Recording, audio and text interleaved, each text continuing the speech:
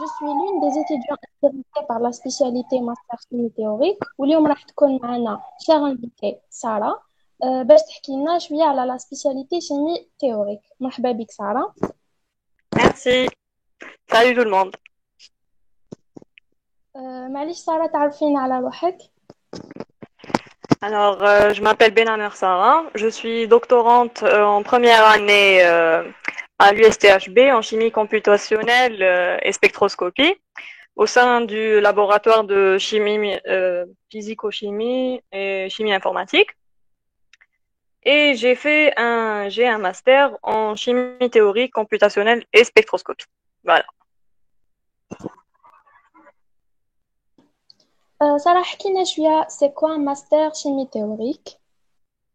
Alors, un master en chimie théorique, c'est un master qui permet d'acquérir de nombreuses connaissances en chimie théorique, spectroscopie et chimie computationnelle. Parce que ce n'est pas juste un master en chimie théorique, mais c'est master en chimie théorique, spectroscopie et chimie computationnelle. Donc, quand on parle de chimie théorique, on va parler de toute la théorie donc sur la mécanique classique et la mécanique quantique qui va être utilisée pour comprendre un phénomène chimique. Puis après ça, on passe à la spectroscopie. La spectroscopie, c'est l'étude de l'interaction du onde électromagnétique avec la matière. Alors, quand on expose de la matière, donc je sais pas moi, notre système a une molécule, a une onde électromagnétique, elle va absorber de l'énergie sous forme de rayonnement et elle va être excitée.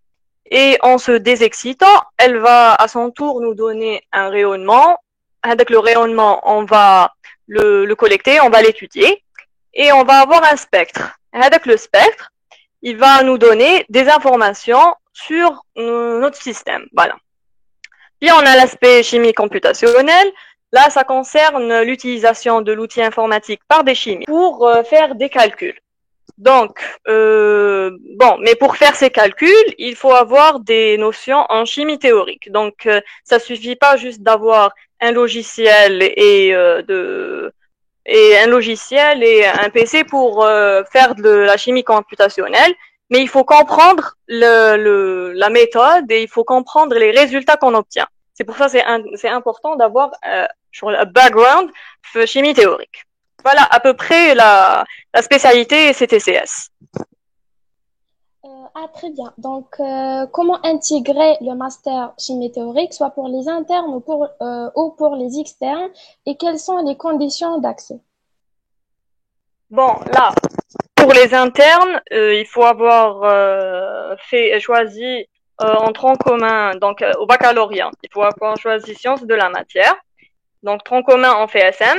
Puis ensuite, on fait une licence en chimie fondamentale, 2 ans après. Et en master, on choisit CTCS. Mais pour les externes, il faudrait demander à l'administration parce que en principe, ça se fait par étude de dossier.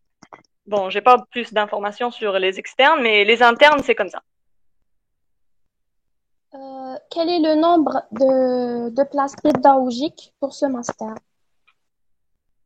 Bon, généralement, il n'y a pas un grand nombre d'étudiants en CTS. La promo terminale, on était max 24 ou je crois qu'on avait commencé par 27, puis c'était 24. En tout cas, il n'y avait pas un grand nombre. Après, le master, c'était 10 leur spécialité. Donc, il y a pas de nombreux étudiants qui choisissent la CTCS. Mais il faut voir avec le département pour plus de détails. Parce qu'en principe, chaque année, il donne un nombre, peut-être. Quel est le programme traité en master chimie théorique? Bon, alors le programme, on va expliquer les différents modules vus en M1 et M2. Donc là, on a M1.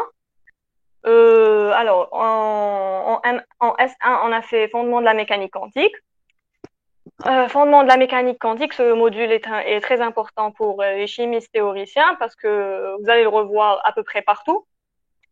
Dans ce module, on va refaire ce qui a été fait en licence et rajouter 2 ou 3 chapitres. Donc, on va faire tout ce qui est approximation orbitalaire, de Slater, méthode variationnelle perturbationnelle et tout ça. On va les revoir. Puis, on a fait aussi interaction intermoléculaire.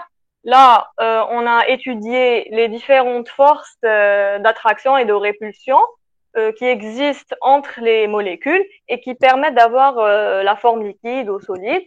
On a vu toutes ces interactions. Puis, on a la mécanique et dynamique moléculaire. Comme je l'ai dit tout à l'heure, en chimie théorique, on a les méthodes, la mécanique classique et la mécanique quantique qu'on va utiliser pour comprendre un phénomène chimique. Alors là, mécanique moléculaire, c'est une mécanique classique. Donc, elle est basée sur les lois de Newton et elle est utilisée pour comprendre pour étudier les grandes molécules, donc les polymères, les protéines et tout ça. Et après, on a la dynamique moléculaire. Là, c'est l'étude de l'évolution d'un système moléculaire au cours du temps. C'est aussi utilisé pour les macromolécules. Puis, on a informatique. Là, informatique, je vais résumer ce qu'on va voir en M1 et M2. Bon, alors, au cours des 3 semestres, vous allez faire premièrement les commandes Linux. Linux est un système d'exploitation, tout comme Windows. Et vous allez étudier les lignes de commande qui vous permettraient d'utiliser votre PC sans interface graphique. Parce que là, on utilise une interface. Mais sans interface, vous allez taper une commande et ceci va vous permettre d'exécuter ce que vous voulez faire. C'est important pour les chercheurs car dans les centres de recherche, les centrales de calcul n'utilisent pas d'interface graphique. Donc, c'est un écran noir où vous tapez une commande. On a appris à faire ça. Après ça, vous allez faire de la programmation. Vous allez étudier différents langages de programmation, de Fortran. Il y avait C++ et Python et on a fini par MATLAB. On comme maths. Alors, en M1 et M2, vous allez revoir beaucoup de choses qu'on a vues en licence mais un peu plus détaillées. Bon, il y avait les équations différentielles, les DL, les intégrales, les séries et l'algèbre linéaire. Mais ça, c'est en M1 et M2. Genre, c'est pas juste un semestre. Maintenant, moi, je vous parle du programme qui a été fait avant le coronavirus. Donc, je sais pas maintenant ce qu'ils font avec la crise sanitaire, mais en mathématiques, c'est ce qu'on faisait. Bon, après, là, vous allez voir beaucoup de méthodes. Il y a méthode semi-empirique, S2, méthode ab initio, HF, DFT. Donc, je vais résumer à peu près en même temps les méthodes. Ce qu'il faut savoir, c'est que l'équation, on s'intéresse beaucoup. On va parler de mécanique quantique. On s'intéresse à la résolution de l'équation de Schrödinger. Mais l'équation de Schrödinger, on ne peut pas la résoudre pour un système polyélectronique. Donc, on va utiliser des méthodes d'approximation. Bien les méthodes d'approximation qui sont semi-empiriques, ab initio et empiriques. La différence, c'est que ab initio, ils n'utilisent pas d'expérience, mais de données expérimentales, mais semi-empiriques, ils vont faire rentrer des données expérimentales. Alors, la méthode semi-empirique, vous allez voir UQEL. Je pense qu'il y a des étudiants qui l'ont vu en licence maintenant. C'est une méthode qui est utilisée pour les molécules conjuguées. Et après, en S2, vous avez HF et DFT. La différence, c'est que Hartree-Fock, c'est pour HF, et DFT, c'est Density Functional Theory. Alors, HF, ils utilisent la fonction d'onde, et la DFT, ils vont utiliser la densité électronique. Donc, c'est des méthodes qu'on va utiliser pour étudier notre système. On a la cinétique moléculaire. Vous allez étudier la vitesse de réaction. En anglais, vous allez les avoir en M1 et M2, les 3 semestres anglais. On a aussi la chromatographie, c'est le seul module d'analyse que vous avez en chimie théorique. Chromatographie, donc c'est une méthode d'analyse de séparation des molécules présentes dans un mélange. HPLC, c'est en phase liquide ou CPG en phase gazeuse. Et vous allez même faire le TP en S2, toujours. Je ne sais pas maintenant ce qu'ils font en période de Corona. Mais en principe, il y a le TP de chromatographie en S2. Puis on a le TP Gaussian. Gaussian, c'est un logiciel utilisé par les chimistes pour faire des calculs sur leur système moléculaire. Les calculs, ils peuvent être, je sais pas, un calcul de l'énergie ou autre chose. En tout cas, des paramètres ou la FSK qui vous permettent d'étudier votre système. Après, il nous reste la spectroscopie. Alors, la spectroscopie, vous avez différents types de spectroscopie en master théorique. On a la spectroscopie électronique, RMN, et du plasma. Voilà, hadouma. Et vous allez faire aussi, spectroscopie vibrationnelle et rotationnelle, vous allez les revoir aussi. La différence entre hadouma, c'est la longueur d'onde ou l'effet de l'onde électromagnétique sur la matière. Voilà. Après, théorie des groupes, c'est un module très important parce que vous allez l'utiliser faire de la spectroscopie, surtout spectroscopie électronique. La théorie des groupes, c'est un module qui s'intéresse à la symétrie des molécules et par leur symétrie, ils vont trouver des éléments de symétrie, des opérations de symétrie qui vont leur permettre de classer les différentes molécules dans des groupes. Et c'est pour ça que ça s'appelle théorie des groupes. Après, en M2, on passe au M2. Alors, le M2, vous avez thermodynamique et physique statistique. La physique statistique, c'est de l'étude de l'évolution des systèmes qui ont un grand nombre de particules. Et aussi, vous allez faire de la thermodynamique. Après, on a la réactivité chimique. Vous allez étudier les différents types de réactions et des lois qui gouvernent les réactions. On va que vous avez photochimie. Alors, là, on a parlé de l'excitation de votre système quand vous le mettez, quand vous mettez une onde électromagnétique à l'air. Maintenant, ce système, quand il est excité, comment il va se désexciter? Il va passer par différents processus. Les processus, vous allez les étudier en photochimie. Analyse mathématique, on l'a expliqué tout à l'heure.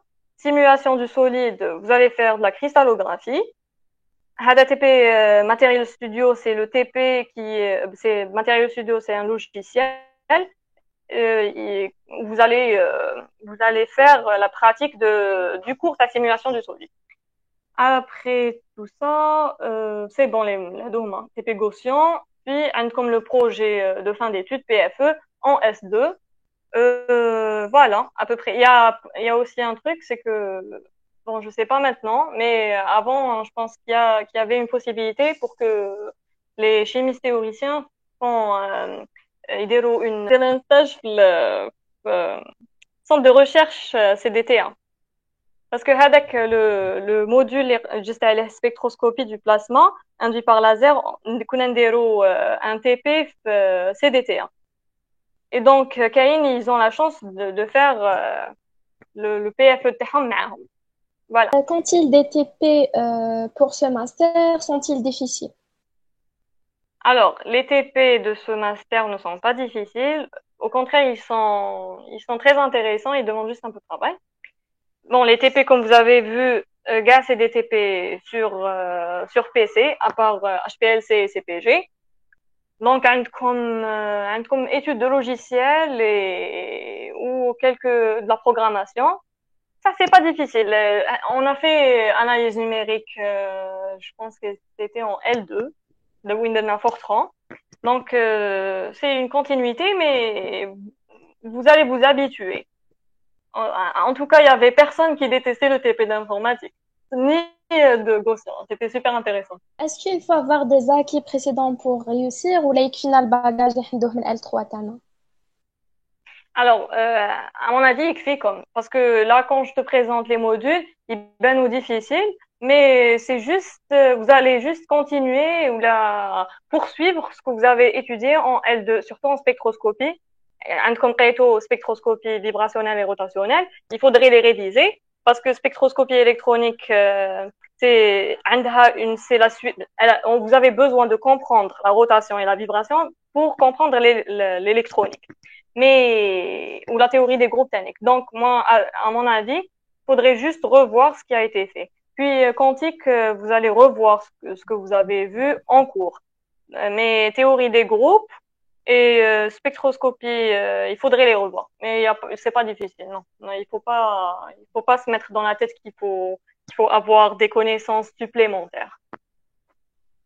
Quelles sont les ressources importantes qu'il faut connaître pour réussir ce master? Les connaissances à dos, vous allez les acquérir au fur et à mesure. Mais à mon avis, ça serait bien d'avoir une bonne base en mécanique quantique et en mathématiques. Je dis ça surtout pour les gens qui veulent par la suite terminer leurs études et faire un doctorat. Bon, mathématiques. Disons en mathématiques, c'est bien d'avoir un bon bagage parce que après vous allez avoir besoin de ça. Alors pour la mécanique quantique, pourquoi ça serait bien de bien comprendre la mécanique quantique? Parce que vous allez la retrouver partout. Et donc les méthodes ab initio, DFT ou GA, لازم تعرفوا de la mécanique quantique ولازم تفهموها. Puis la spectroscopie aussi. Il faudrait comprendre parce bon, vous n'allez pas retrouver vraiment de la mécanique quantique, mais qu'il y a une place où تقدروا تلقاو des notions. Donc ça serait bien d'avoir une bonne base en mécanique quantique et mathématiques. Quels sont les débouchés après ce master? Alors, après ce master, vous avez le choix de poursuivre vos études, donc faire un doctorat. Il faudrait passer le concours de doctorat ou vous diriger vers le milieu du travail en industrie. Donc, bon, en industrie, ça veut dire vous allez faire en principe de l'analyse et du contrôle. Mais c'est pas vraiment de la théorie que vous allez faire parce que en Algérie, il n'y a pas, bon, il faudrait chercher, mais il n'y a pas beaucoup de firmes qui ont des groupes des laboratoires de recherche.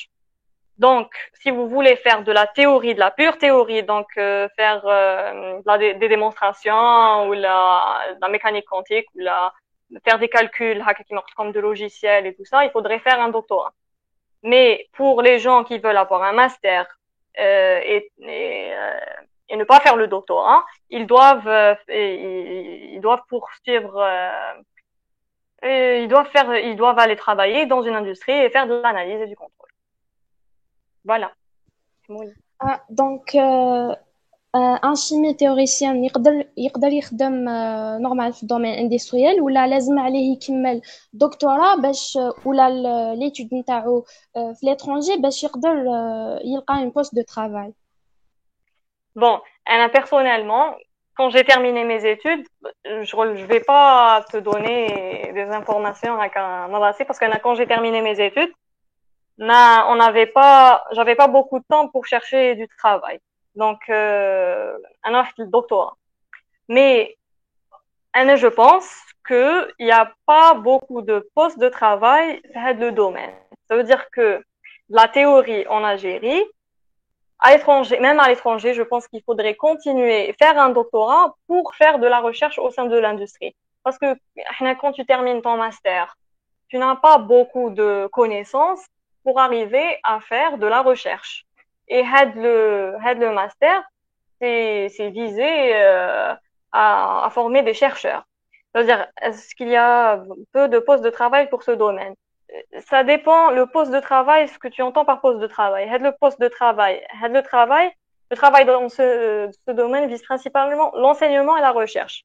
Ou il demande un doctorat. Si tu veux travailler l'industrie, faire de l'analyse et du contrôle, tu peux te contenter de ton master.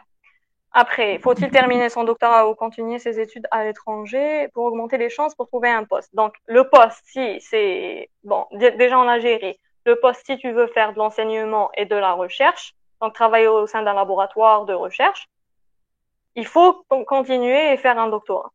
Donc, si tu veux aller à l'étranger et travailler, donc ne pas faire de l'enseignement ou travailler dans un laboratoire de recherche, il faut demander. Le master, c'est sûr que tu dois le refaire, Mais le doctorat, il faudrait demander les gens qui sont partis. Voilà, je sais pas si ma réponse elle est claire, mais donc le doctorat, c'est un peu, si tu veux terminer dans cette voie, c'est un peu primordial, disons. D'accord. Donc, quels sont vos conseils à donner pour bien réussir le master chimie théorique? Alors, mes conseils, ça serait bon, déjà, pour bien réussir ce master CTCS, alors il faudrait refaire le cours TD-TP. Si vous pouvez trouver des séries d'exercices des anciennes promos, ça serait bien. Même les examens, ça serait bien de les faire. Peut-être que ça se ressemble à Balishan. Vous pouvez trouver des idées. Sinon, étudier aussi à partir de livres. Mais si vous utilisez des livres, bon, il y a des modules qui demandent un peu plus de travail, comme la spectroscopie ou physique statistique. Personnellement, j'avais besoin de livres. Ça ne veut pas dire que le cours il n'est pas suffisant, mais ça serait bien d'avoir un peu plus de données ou là d'informations. Donc, étudier à partir de livres, mais ne pas sortir du contexte du cours. Donc, si vous n'avez pas compris quelque chose sur le cours, ou là, vous voulez un peu plus d'éclaircissement, vous allez chercher dans des livres. Ça, vous n'allez pas aller faire de la mécanique quantique dès la démonstration. Les démonstrations, votre examen, vous n'avez pas besoin de beaucoup de démonstrations. En bioéthique, essayez d'avoir un assez bon niveau en mathématiques, toujours. Bon, je le dis parce que j'avais quelques problèmes en mathématiques et si vous pouvez améliorer votre niveau en mathématiques, ça vous aiderait beaucoup. Parce que tout ce qui est mécanique quantique, tout ce qui est donc les méthodes, même en spectroscopie, vous allez retrouver des maths. Donc les mathématiques, c'est très important et ça va vous faciliter la vie si vous avez un bon niveau en maths. Voilà. Oui. دونك لحقنا لا بارتي الاخرى نتاع لا فيديو نتاعنا وعلاش هاد لا سبيسياليتي. Bon, pourquoi cette spécialité? Alors, premièrement, cette spécialité, parce que c'est une spécialité pluridisciplinaire. Comme on l'a dit, ça demande beaucoup de connaissances, donc des connaissances en physique, en chimie, en mathématiques et en informatique. Les gens qui aiment beaucoup, les gens qui aiment les mathématiques et la physique, ils vont aimer. Ça, c'est déjà de un. Puis, elle va vous permettre d'étudier différents types de systèmes. Par exemple, les gens qui font une spécialité polymère, ils vont étudier que des polymères. Alors que ceux qui font théorie, vous pouvez étudier des systèmes organiques, molécules organiques, inorganiques ou polymères. Après, elle permet d'avoir des connaissances en informatique, tout ce qui est programmation et utilisation de différents logiciels de chimistes pour faire des calculs. Et l'outil informatique de nos jours, il est très important. Surtout que maintenant, moi, je vois qu'il y a avec nous des doctorants qui font d'autres spécialités, pas de la théorie, mais qui ont besoin d'utiliser des logiciels de chimie. Donc, ce serait bien d'avoir déjà des connaissances en master. Puis, elle offre la possibilité de travailler sur de multiples sujets. Donc, vous pouvez travailler sur sur un domaine ou là, un sujet de chimie, tout ce qui est interaction ou réactivité chimique. Ou là, vous pouvez vous diriger vers un truc un peu physique. Ça serait physique du solide ou là, on a dit le plasma. Ceux qui font du plasma et tout ça, ils travaillent avec des physiciens. Ou bioéthique, sinon aussi, vous avez le choix de faire de la biologie. Voilà, étudier par exemple des médicaments ou là il y a des gens même maintenant qui font l'étude le Covid et c'est des théoriciens chimistes. Après, moi, d'un côté, bon, je vais parler de moi-même. Anaya, j'aimais beaucoup la physique et la chimie. Et je voulais une spécialité qui va allier les deux. Je voulais utiliser de la physique pour comprendre la chimie. Et cette spécialité, c'est ce qu'on fait. Donc voilà, c'est pour ça que je l'ai choisi. Alors merci de m'avoir invité déjà. Et pour les gens qui sont en licence et qui vont faire leur choix, j'espère que vous allez bien choisir et que vous allez choisir la spécialité qui vous correspond et que vous aimez.